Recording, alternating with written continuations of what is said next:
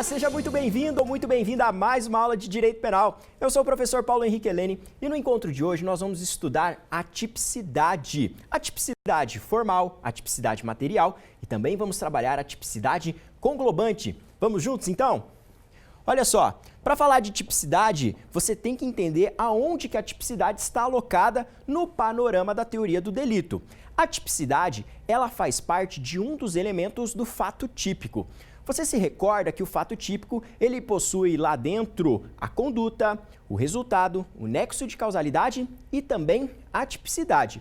Conforme você vê aqui na citação doutrinária que eu cito na lousa. Olha só, já tivemos a oportunidade de salientar que o fato típico é composto pela conduta do agente, seja ela dolosa ou culposa, comissiva ou omissiva, e também pelo resultado, bem como pelo nexo de causalidade entre aquela e este. Mas isso não basta. É preciso que a conduta também se amolde, subsuma-se a um modelo abstrato previsto na lei, que denominamos de tipo. Entendeu? Então, olha só, para a gente verificar aqui a existência do fato típico, basicamente a doutrina elenca para nós esses 4 elementos: conduta, resultado, nexo de causalidade e tipicidade. Então, nesse encontro, vamos entender o que vem a ser essa tipicidade. Para ficar mais fácil ainda a sua compreensão, eu vou te apresentar a conceituação analítica aqui como um todo, para você anotar no seu material como uma forma de memorização, num quadrinho que fica muito didático. Olha só, no seu material você pode colocar, então, que a estrutura do crime, de forma dogmática, aparece nessa perspectiva para a maioria da doutrina. Você tem, então, aqui o fato típico, a antijuridicidade, a culpabilidade e dentro do fato típico, conforme nós já vimos, a conduta, o resultado, o nexo e a tipicidade que nós vamos estudar neste encontro. E aí, nos próximos encontros, na sequência desse conteúdo, a gente vai avançar pelo estudo da antijuridicidade, culpabilidade e assim por diante, ok? O que vem a ser a tipicidade? A noção de tipicidade é de adequar o seu comportamento a uma previsão legal de um crime. A tipicidade está amparada no princípio da legalidade, conforme a gente confere aqui, ó. Olha só, a tipicidade quer dizer, assim, a subsunção perfeita da conduta praticada pelo agente ao modelo abstrato previsto na lei penal, isto é, a um tipo penal incriminador, ou conforme preceitua o professor Munhoz Conde, é a adequação de um fato cometido à descrição que dele se faz a lei penal, por imperativo do princípio da legalidade, em sua vertente do nullum crimen sine lege. Só os fatos tipificados na lei penal como delitos podem ser considerados como tal. Basicamente, então, a ideia retratada aqui da tipicidade que você tem que guardar é de que você vai praticar um comportamento e esse seu comportamento vai se ajustar à previsão de um tipo penal, ou seja, a descrição de um comportamento proibido previsto na lei. Se você, por exemplo, pega um revólver e atira em uma pessoa e mata uma pessoa, isso não se enquadra exatamente no que está previsto lá no artigo 121? Com isso, eu posso afirmar que existe tipicidade no seu comportamento. No entanto, a gente precisa ir além, porque essa noção de tipicidade, ela ainda pode ser desdobrada entre tipicidade sobre uma perspectiva formal e tipicidade sobre uma perspectiva material. Vamos adiante, então, conferir o que vem a ser essas perspectivas?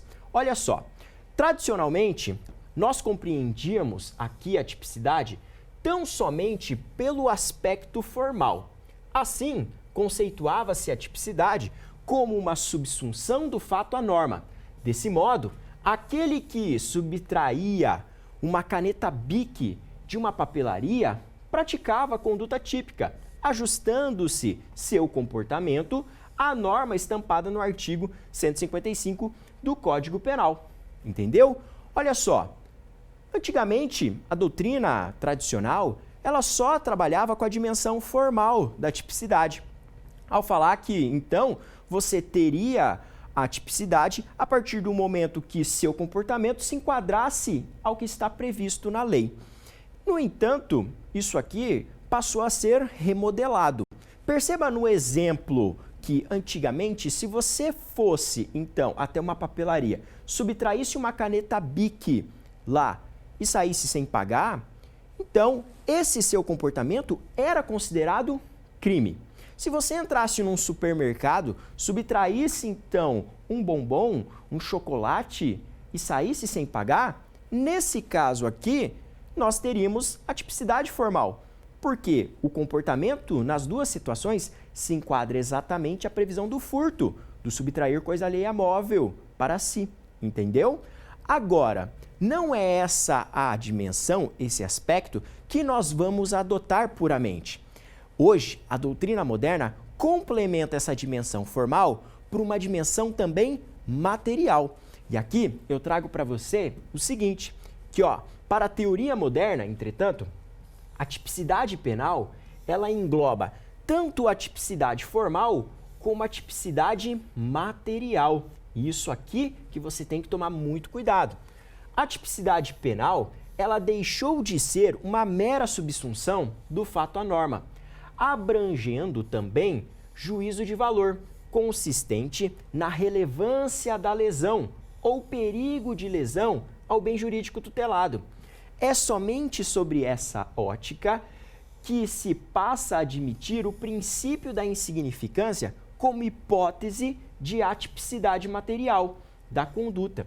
Assim, no exemplo anterior, embora haja tipicidade formal, a conduta do agente que subtrai a caneta Bic não representa lesão relevante e intolerável ao bem jurídico tutelado.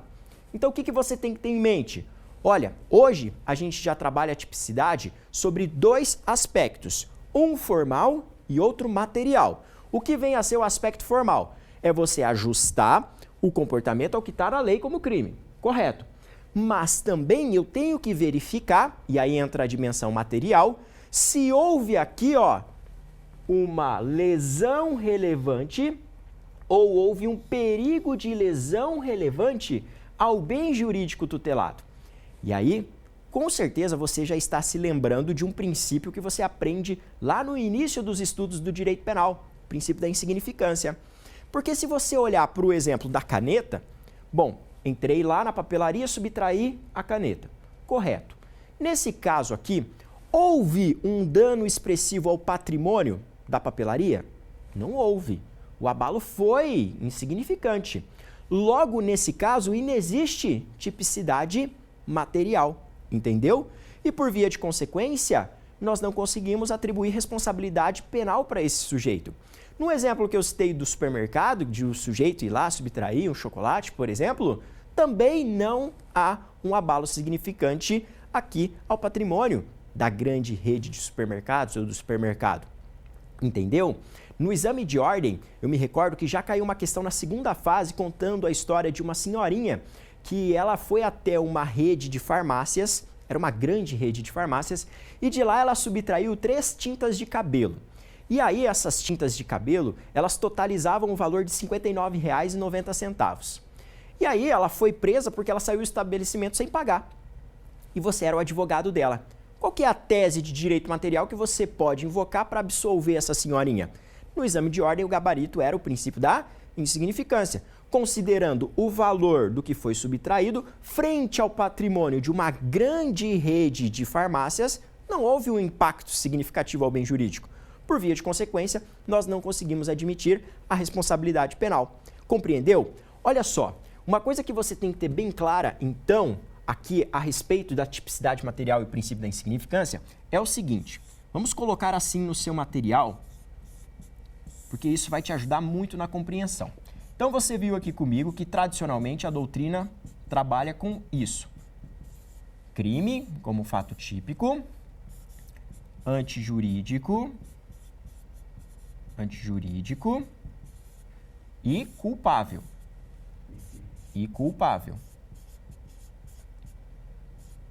Correto? Então, esses 3 elementos, essa vertente tripartida, que é majoritária. Aqui, dentro do fato típico, destacam-se 4 coisas. A saber, a conduta, o resultado, o nexo de causalidade e a tipicidade. Correto? E nós já vimos que essa tipicidade aqui, ela se desdobra em 2. Você tem a tipicidade formal, hoje amplamente aceita, e a tipicidade também material. Hoje também amplamente aceita essa divisão. Correto. Se no caso concreto eu faço com que incida o princípio da insignificância, o que acontece aqui no esquema analítico que a gente está examinando? O princípio da insignificância, ele atua de modo a eliminar a tipicidade material. E se você elimina algum dos elementos do crime, sabe o que acontece? Você afasta a responsabilidade penal. Então perceba, se no caso concreto que eu estiver examinando, eu conseguir aplicar o princípio da insignificância, eu vou eliminar a tipicidade material. Por via de consequência, nós temos eliminado então a tipicidade. Nesse caso, afasta-se o fato típico e, por via de consequência, elimina-se o crime. Para a gente conseguir demonstrar a responsabilidade penal, em outras palavras, você tem que provar todos os elementos que integram o crime de forma analítica. Agora, se eu afastar um deles, automaticamente nós teremos a ausência de responsabilidade penal. Não é possível condenar essa pessoa. Não é possível o juiz, no processo, prolatar uma sentença condenatória. Entendeu? Uma frase que é muito boa, que eu já vi aparecer em provas, por exemplo, é o seguinte, que o princípio da insignificância torna o fato materialmente atípico. Por quê? Torna o fato materialmente atípico? Porque, nesse caso, ele elimina a tipicidade material. Anotou isso no material? Anotou isso aí no seu caderno? Com isso, a gente finaliza essa análise aqui do princípio da insignificância. É lógico que a gente pode dedicar um encontro no futuro aqui no canal para falar sobre o princípio da insignificância, mas é algo que você aprende no início da faculdade. E com certeza vai ser uma aula ampla, porque tem muitos aspectos doutrinários e principalmente muita jurisprudência acerca da aplicabilidade desse princípio tão importante e recorrente aí na nossa prática forense. Vamos adiante então, porque tem mais coisa para nós desmembrarmos aqui no estudo da tipicidade. Olha só, agora eu quero falar para vocês um pouco de uma dimensão da tipicidade que aí tem como grande expoente o professor Eugênio Raul Zaffaroni. O Zaffaroni, ele incrementando a concepção moderna desse importante elemento do fato típico, desenvolve a teoria da tipicidade conglobante. Aqui, a tipicidade penal é a soma entre tipicidade formal e tipicidade conglobante. Esta composta pela tipicidade material e antinormatividade do ato não determinado ou não incentivado por lei. O que o professor Zaffaroni traz com essa ideia aqui? Bom, ele reestrutura a leitura aqui da tipicidade, a forma como a gente visualiza a tipicidade. Ele não vai trabalhar, então, como os outros autores trabalham, a ideia de tipicidade formal e tipicidade material. O Zaffaroni, aqui ele vai além. E no livro dele, em alguns livros também aqui no Brasil, você adota essa perspectiva, você vai visualizar essa perspectiva, por exemplo, no livro do professor Rogério Greco, então você vai ver que ele adota esse modelo aí defendido pelo Zaffaroni. Ele, no momento que analisa a tipicidade, ele vai fazer o seguinte exame. A tipicidade, ela é uma tipicidade formal e uma tipicidade conglobante. E essa tipicidade conglobante se divide em antinormatividade e também tipicidade material. Então, para ficar mais claro e você anotar no seu material, coloca assim, ó. Nessa perspectiva aqui, nós vamos ter então a tipicidade. No entanto, o professor Zaffaroni, ele vai trabalhar com a divisão de tipicidade formal ou tipicidade legal, e aqui ele trabalha com a tipicidade conglobante.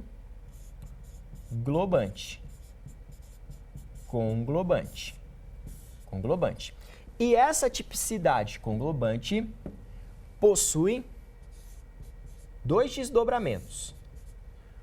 A antinormatividade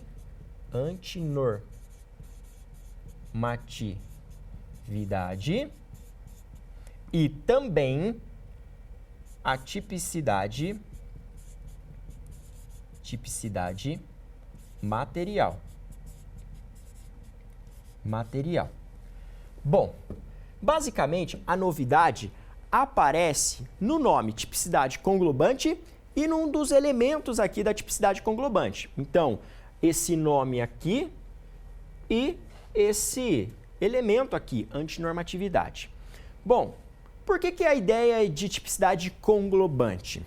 Isso porque o professor Zaffaroni, ele verifica que a leitura do direito penal, não só do direito penal, mas do direito como um todo, como um bloco monolítico, um bloco unitário. O direito é uma coisa só.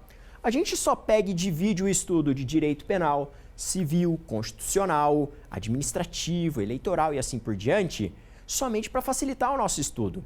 Mas o direito é uma coisa só. Na faculdade, então, você só tem essa divisão das matérias para facilitar o estudo de uma coisa unitária, entendeu? E se um ramo do direito permite um comportamento, outro ramo do direito não pode proibir ou sancionar aquele comportamento.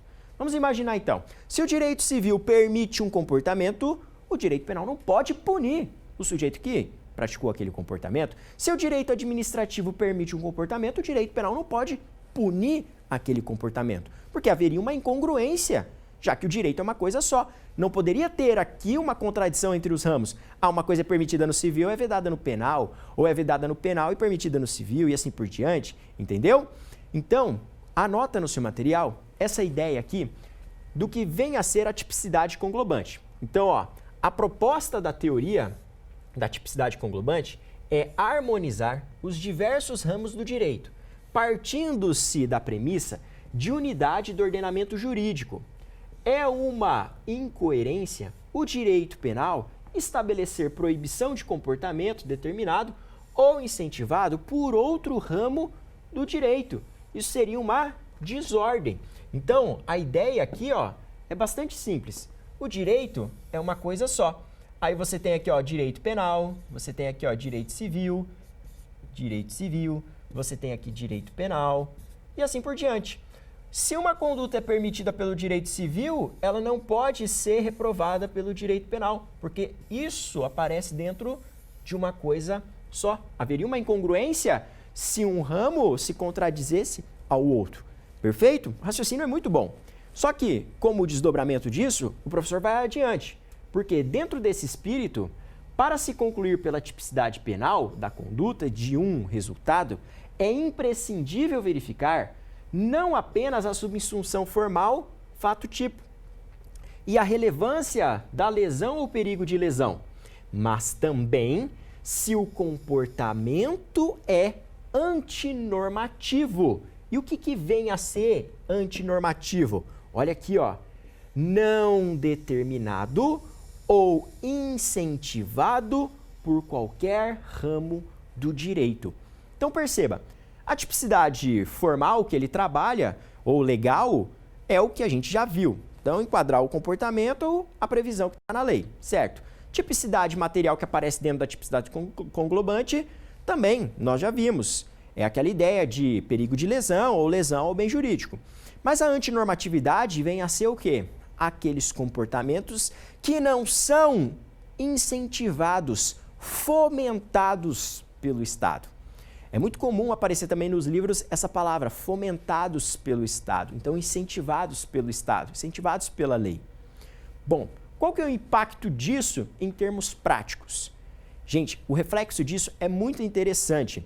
E olha só aqui como que isso pode impactar na teoria do direito. Olha só. Da lição, conclui-se que a tipicidade conglobante tem como consequência a transferência do estrito cumprimento de um dever legal e do exercício regular de direito incentivado da ilicitude para a tipicidade, servindo como suas causas de exclusão.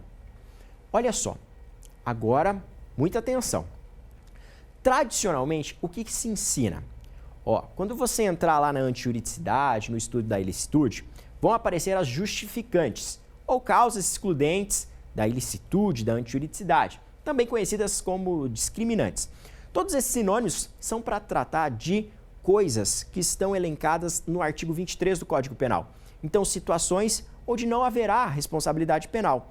Então, é justificante, por exemplo, a legítima defesa, o estado de necessidade, o exercício regular do direito e o estrito cumprimento do dever legal. Quer ver o artigo 23? Olha aqui na tela comigo. O artigo 23, ele fala aqui, que exclui a ilicitude. Então, não há crime quando o agente pratica o fato em estado de necessidade, legítima defesa, estrito cumprimento de dever legal e no exercício regular de direito. 4 situações legalmente previstas que eliminam a ilicitude. Isso é o que se ensina de forma tradicional.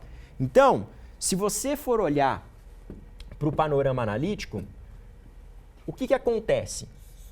Se você tem lá o crime como um fato típico, antijurídico e culpável, se presentes algumas dessas situações aqui, o que acontece? Isso aqui elimina a antijuridicidade ou ilicitude e, por via de consequência, a culpabilidade. Então você vai aprender que tradicionalmente isso aqui funciona como causas justificantes, discriminantes, excludentes de ilicitude. Essas 4 situações. Muito bem. Agora, presta atenção. Se você levar em conta a posição do professor Zaffaroni, o raciocínio muda. Por quê? O Zaffaroni, ele cita o exemplo de um oficial de justiça. Imagina que o oficial de justiça ele vai cumprir uma ordem ali judicial, um mandado judicial. E vai cumprir um mandado de penhora, por exemplo.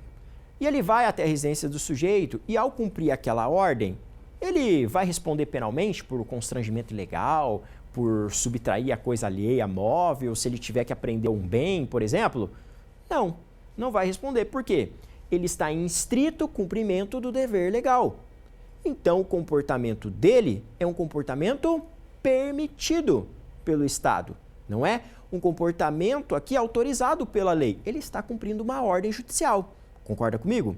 Se o médico faz uma intervenção cirúrgica terapêutica na vítima, por exemplo, de emergência, o médico responde por lesão corporal? Não. O médico ele é autorizado a fazer aquele tipo de intervenção. É um comportamento fomentado pelo Estado. Percebeu? Na primeira situação que eu trouxe para você, oficial de justiça, claramente nós verificamos que ele atua em estrito cumprimento de dever legal. Na hipótese do médico, nós verificamos que ele atua em exercício regular do direito. E o que acontece? Bom, já que ambos aqui aparecem como comportamentos permitidos por lei ou incentivados pelo Estado, fomentados pelo Estado, isso aqui seria antecipado para o juízo de tipicidade. Por quê? Se isso aqui é um comportamento, então, que é normativo, nós teríamos eliminada na dimensão da tipicidade conglobante a antinormatividade. Então, perceba, essas duas situações aqui, ao invés de afastar a antijuridicidade, elas afastariam a própria tipicidade lá dentro do fato típico. Por quê? Porque essas duas situações, olha aqui na tela comigo, elas têm a força de eliminar a antinormatividade. E aí, se eu elimino a antinormatividade, por via de consequência eu não tenho tipicidade conglobante, por via de consequência eu não tenho tipicidade, por via de consequência aí você não vai ter lá fato típico e também não vai ter o crime. Entendeu? Então perceba, a partir desse raciocínio do Zaffaroni, nós vamos ter uma consequência no estudo lá das justificantes. Tradicionalmente são 4, mas aqui, pela perspectiva da tipicidade conglobante, a legítima defesa e o estado de necessidade permanecem lá, como excludentes de ilicitude. No entanto, o estrito cumprimento do dever legal e o exercício regular do direito, quando incentivado, então quando fomentado, ele aqui é antecipado para dentro do exame da tipicidade. Então, ele vai atuar como fator que elimina a antinormatividade e, por via de consequência, a tipicidade conglobante. Então, ó, no seu material, essa conclusão ela é muito importante você ter anotada. E ó, é o estrito cumprimento de dever legal e o exercício regular do direito, quando incentivado. Então, em algumas situações. Ok? Então, esse é o impacto da tipicidade conglobante. Aí que tem grande expoente o professor Eugênio Raul Zaffaroni. Na doutrina brasileira, por exemplo, o Rogério Greco incorpora esse raciocínio no livro dele. Ok? Então, perceba, o que a gente viu até agora? Ó, a gente pegou, estudou a tipicidade formal, estudou a tipicidade material. Tradicionalmente, é isso que a gente tem dentro da tipicidade. Só que a gente foi além, aprofundou um pouco e viu que existe essa tipicidade conglobante defendida pelo Zaffaroni. Muito bem. Agora a gente vai avançar aqui no estudo, porque eu preciso trabalhar com você o seguinte. Eu preciso trabalhar com você agora quais são as espécies de tipicidade formal. Ou seja, quais são as formas de adequação típica que nós trabalhamos na doutrina. Então, a tipicidade formal, nós podemos visualizar, então, o ajuste do comportamento à previsão legal de duas formas. Nós temos uma adequação típica, que pode ser direta, ou nós podemos ter uma adequação típica indireta.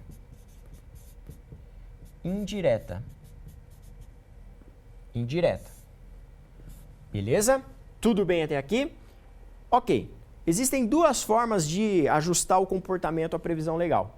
Então, a tipicidade formal, ela pode se manifestar por meio de uma adequação típica direta ou imediata, ou adequação típica indireta ou mediata. Vamos entender cada uma dessas figuras aqui? Mas é bem simples, fique tranquilo. Olha só. Primeiro, adequação típica imediata ou direta. O que vem a ser isso aqui, ó? Opera-se um ajuste entre o fato e a norma penal sem depender de dispositivo complementar. Através de um único dispositivo, se alcança a subsunção entre a conduta e o tipo penal. Olha o exemplo, que bacana. Imagina que o A matou o B. O comportamento de A se subsume com perfeição ao disposto no artigo 121 do Código Penal. Por quê? O artigo 121 ele fala para nós que matar alguém é crime. Então, se você dá um tiro numa pessoa, mata uma pessoa, esse seu comportamento se ajusta perfeitamente ao que está na lei. Entendeu? Ok. Se você vai até um supermercado, subtrai lá alguma coisa do supermercado, mas vamos imaginar aqui que tem um valor expressivo essa coisa. Você entrou no supermercado, né, aquelas grandes lojas, você pega uma televisão, um aparelho lá, uma televisão, você subtrai uma geladeira, vamos imaginar algo aí que tem um valor mais expressivo. Nesse caso, então, perceba, se você conseguir inverter a posse, isso se enquadra na lei. Isso é crime, entendeu? Porque se ajusta perfeitamente ao que está lá no 155 do Código Penal. Muito bem. Agora, pode ser que a situação mude, porque eu posso trabalhar com adequação aqui por subordinação mediata ou indireta. E aqui é diferente, por quê? Olha só, nesse caso, o ajuste entre o fato e a norma somente se realiza pela conjugação do tipo penal com uma norma de extensão. Quer ver o exemplo? Se eu dou um tiro na pessoa, erro o alvo e a pessoa consegue fugir. Nesse caso, esse meu comportamento se ajusta exatamente ao que está no 121? Matar alguém? Não. Não, eu não matei alguém. E aí, não vai existir responsabilidade penal? Opa, calma aí. Porque existe a tipicidade formal por adequação mediata ou indireta. O que eu vou ter que fazer em termos práticos? Você vai ter que combinar esse 121 com o artigo 14, inciso 2º, que traz a tentativa, que fala que você tem um crime tentado quando, por circunstâncias alheias à sua vontade, você não alcança a consumação. Então, perceba, eu tenho que combinar o tipo penal com uma norma de extensão. E aí sim eu vou conseguir ter esse enquadramento típico, aí sim eu vou conseguir atribuir responsabilidade penal. Percebeu então? Só que essa é a primeira situação que a gente vai ver aqui dentro, que é a norma de extensão temporal. O exemplo da tentativa, então, aparece aqui, ó. A conduta de tentar matar alguém somente é punível em razão da norma descrita no artigo 14, inciso 2º do Código Penal. Sem essa norma, lendo o artigo 121, a conclusão seria pela tipicidade do comportamento. Porque o agente ele não chegou a matar uma pessoa. Então eu tenho que combinar o 121 com o artigo 14, inciso 2º. Lembrando que tentativa, nós vamos ter uma aula própria disso e nós vamos desmembrar aí todos os elementos do crime tentado, as espécies de tentativa e tudo mais. Então, anote aí no seu material o seguinte, ó, se o promotor ele for oferecer uma denúncia na prática contra o sujeito que praticou então esse crime tentado, esse homicídio tentado, ele vai ter que colocar assim na denúncia a narrativa dos fatos e ali, quando ele for indicar os dispositivos violados, ele vai colocar artigo 121 combinado com artigo 14, inciso 2º do Código Penal. Então, em termos práticos, lá na denúncia, na peça técnica do Ministério Público, ele vai fazer essa combinação 121 combinado com, então esse C/C é muito usual, então toda petição ali que você verificar, a sentença, a decisão, os atos processuais como um todo, é muito comum a gente utilizar então esse símbolo ali, ó, C/C, que é combinado com. Você está conjugando os dois dispositivos, ok? Só para você fixar esse ponto aí. Ó, existe ainda outra norma de extensão, uma segunda situação, que é a norma de extensão aqui, espacial. O artigo 29 do Código Penal, que dispõe sobre o concurso de pessoas, reflete uma norma auxiliar, cuja existência permite a subsunção indireta da conduta do partícipe, que não realiza o núcleo do tipo, mas de qualquer modo concorre para o delito. Note-se que aquele que praticar a conduta de vigiar o local enquanto alguém realiza o crime de homicídio é um fato, a princípio, atípico, porque não se encontra previsto em qualquer norma penal. Então perceba, como é que eu faço para responsabilizar o partícipe no crime de homicídio? O sujeito só ficou lá vigiando o local para que o outro fosse lá e realmente matasse a vítima. Nesse caso, se você só olhar para o 121, você não tem como enquadrar aquele comportamento de quem está vigiando, entendeu? E aí como é que eu faço para atribuir a responsabilidade? Você vai fazer a combinação, vai pegar o 121 e combinar com a previsão da participação, que aparece lá no artigo 29 do Código Penal. Então, aquele sujeito que de algum modo, ele incentiva, ele instiga, auxilia, entendeu? O outro a realizar o comportamento principal. Guardou? Fácil? Então, em termos práticos, para você abranger a figura aqui do partícipe, você vai ter que combinar o artigo 121 com o artigo 29, que nós vamos estudar oportunamente lá dentro de concurso de pessoas. Então, a função do artigo 29 é ampliar uma norma de extensão, ampliação da figura típica, exatamente como a gente viu com a tentativa, mas lá é uma norma de extensão temporal. Aqui é uma norma de extensão com relação à pessoa, espacial.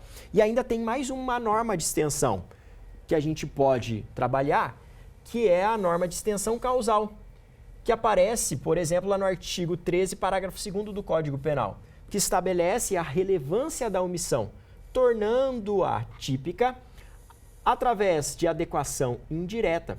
Se não fosse o dispositivo mencionado, a mãe que deixa de amamentar a filha não seria responsabilizada penalmente, porque a sua omissão, de fato, não causou a morte, mas sim a inação. Graças ao referido dispositivo, por não ter evitado o resultado, é equiparada ao seu causador.